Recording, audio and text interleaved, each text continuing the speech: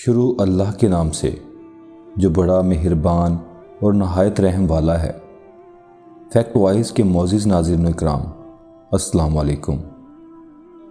ایک عورت بھاگتی ہوئی آئی، شہر کے قاضی کے پاس آئی اور کہا، میرے شوہر کو کسی نے مار دیا ہے۔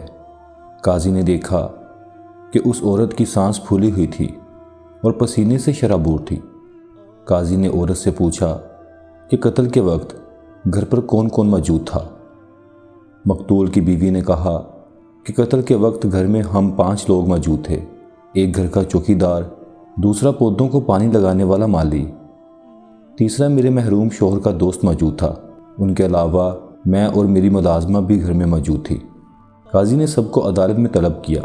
جب وہ عدالت میں پہنچ گئے تو قاضی نے ہر ایک کو الگ الگ کمروں میں شفٹ کر دیا اور اپنی تفتیش شروع کر دی، مگر اس طریقے سے وہ مجرم کو سمجھنے میں مکمل طور پر ناکام رہا۔ اس کے بعد قاضی نے 5 بکریاں عدالت میں منگوائیں جن کا رنگ اور وزن ایک ہی جیسا تھا۔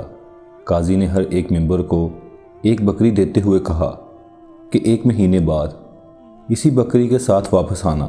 جس کی بکری سب سے زیادہ کمزور ہوگی وہی اصل قاتل تصور کیا جائے گا۔ قاضی کے اس فیصلے سے سب حیران ہوئے، مگر پھر بھی وہ اپنی بکریاں لے کر چلے گئے۔ 1 مہینے بعد 5 اپنی اپنی بکریاں لے کر واپس قاضی کے سامنے پیش ہوئے۔ قاضی نے سب بکریوں کو بڑے غور سے دیکھا اور پھر جب وزن کیا تو مقتول کے دوست کی بکری باقی سب بکریوں سے وزن میں زیادہ اور صحت مند تھی۔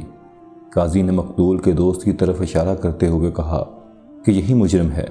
قاضی کے غلام نے کہا کہ آپ نے تو کہا تھا کہ 1 مہینے بعد جس کی بکری سب سے زیادہ کمزور ہوگی وہی قاتل تصور کیا جائے گا۔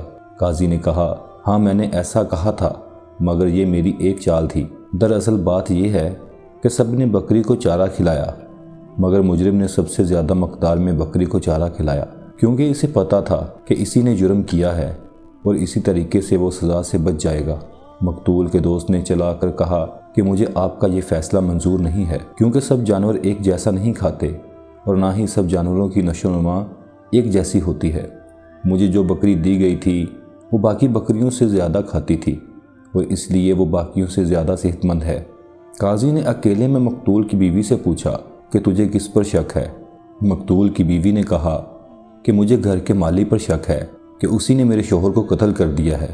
اب قاضی نے اکیلے میں مالی سے کہا کہ مقتول کی بیوی کو تم پر شک ہے کہ تم نے ہی اس کے شوہر کو مار دیا ہے۔ مالی نے کہا، قاضی صاحب وہ مجھے ہی سولی پر چڑھانا چاہتی ہیں، کیونکہ میں نے اسے اس کے محروم شوہر کے دوست سے ملتے ہوئے دیکھ لیا تھا۔ میں اس کے راز سے واقف ہوں، اس لیے وہ مجھے راستے سے ہٹانا چاہتی ہے۔ قاضی نے لاش کا معائنہ کیا تو اسے اس بات کا اندازہ ہو گیا کہ مقتول کو زہر دی گئی تھی۔ اب یہ کیس قاضی کے لیے کافی آسان ہو چکا تھا۔ قاضی نے علیحدگی میں مقتول کی بیوی سے پوچھا کہ آپ کے شوہر نے آخری بار کیا کھایا تھا؟ اس کی بیوی نے کہا کہ آخری بار اس نے سیب کھائے تھے اور وہ بھی ہم نے مل کر ہی کھائے تھے۔ قاضی نے گھر کی ملازمہ سے علیحدگی میں پوچھا تو اس نے بھی اس بات کی تصدیق کر دی کہ صاحب نے آخری بار سیب ہی کھائے تھے۔ میں باغ سے سیب لے کر آئی تھی اور ان دونوں نے مل کر سیب کھائے۔ ملازمہ نے یہ بھی بتایا کہ صاحب کو پہلے ہی اس بات کا شک تھا کہ اس کی بیوی اسے جان سے مارنا چاہتی ہے، اس لیے صاحب کا کھانا میں ہی تیار کرتی تھی۔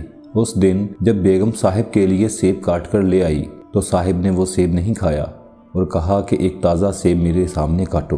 بیگم باورچی خانے سے چھری لے کر آئی اور ایک سیب کے 2 ٹکڑے کیے، آدھا صاحب کو دیا اور آدھا خود کھایا۔ مگر حیرت کی بات یہ ہے کہ صاحب ادھر ہی تڑپنے لگے، مگر بیگم کو کچھ بھی نہیں ہوا۔ ملازمہ کی بات سن کر قاضی سب سمجھ چکا تھا۔ قاضی نے فیصلہ سنا دیا کہ مقتول کی بیوی ہی اصل قاتل ہے۔